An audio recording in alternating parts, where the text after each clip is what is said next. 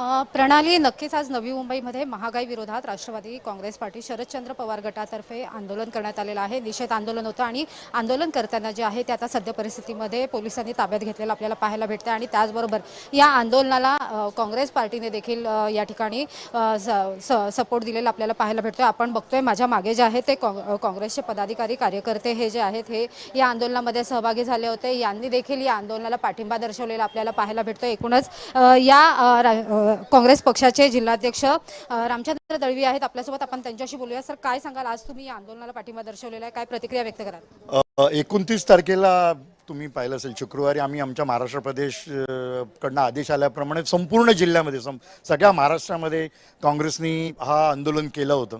तसंच आम्ही नेरूळ पेट्रोल पंपवर केलं होतं। पण काल अचानकपणे महाविकास आघाडीचं ठराव झाला आणि हा आजचं आंदोलन ठरलं। तुम्ही पाहता एका दिवसामध्ये संपूर्ण आमच्या या ताई पनवेलवरनं आल्यात आमच्या जिल्हाध्यक्ष। एकूणच तुमची मागणी काय असणार आहे आंदोलनाच्या माध्यमातून? आमची मागणी ही आहे की तुम्ही इराण रशियाकडनं पेट्रोल डिझेल क्रूड ऑइल खरेदी करा आणि लोकांना स्वस्त द्या, कारण आताही क्रूड ऑइलच्या किंमती कमी झालेल्या आहेत। तुम्ही किमती कमी करा। तुम्ही का कमी करत नाही? जेव्हा क्रूड ऑइल भाव वाढतो तेव्हा लोक याला कॉन्ट्रीब्यूट करतात, तुम्ही तुमचा टॅक्स बरोबर वसूल करता। पण जेव्हा क्रूड ऑइलची किमती कमी होतात तेव्हा तुम्ही तुमचा टॅक्स करून जनतेला त्याच्यामध्ये थोडा श्वास घेण्याचा वेळ दिला पाहिजे। पेट्रोल डिझेलचे प्राइसेस कमी केले पाहिजेत। नक्कीच या ठिकाणी पनवेलच्या महिला जिल्हाध्यक्ष श्रुती म्हात्रे आलेल्या आहेत। जिल्हाध्यक्ष काँग्रेस काय प्रतिक्रिया व्यक्त कराल, काय मागणी आहे तुमची? आज या आंदोलनाला तुम्ही पाठिंबा दिलेला आहे। आज या ठिकाणी महाविकास आघाडीतर्फे नवी मुंबई येथे फार भव्य आंदोलन केलेलं आहे। त्या आंदोलनाचा पाठिंबा देण्यामागचा हेतू असा आहे की आज आपण बघत आहात भारतभरामध्ये इंधन दरवाढ जी झालेली आहे, त्या इंधन दरवाढीवर महिलांच्या आयुष्यावर परिणाम झालेला आहे, युवकांच्या आयुष्यावर परिणाम झालेला आहे, शेतकऱ्यांच्या आयुष्यावर परिणाम झालेला आहे, कामगारांच्या आयुष्यावर परिणाम झालेला आहे।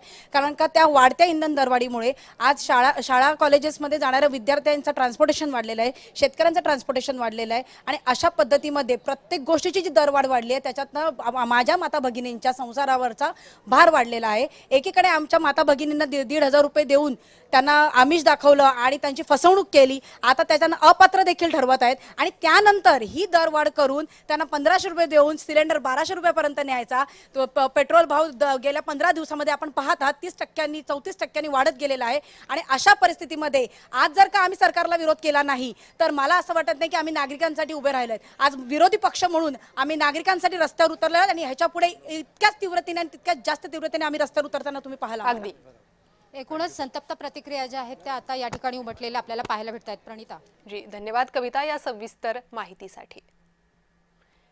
तर नवी मुंबईत पवार गटाचं आंदोलन आणि काही प्रमाणात काँग्रेसचे कार्यकर्ते पदाधिकारीही या आंदोलनात सहभागी झाले। आत्ताच आमच्या प्रतिनिधी कविता लोखंडे यांनी त्यांच्याशी संवाद साधला आणि त्यांच्या संतप्त प्रतिक्रियाही समोर आल्या।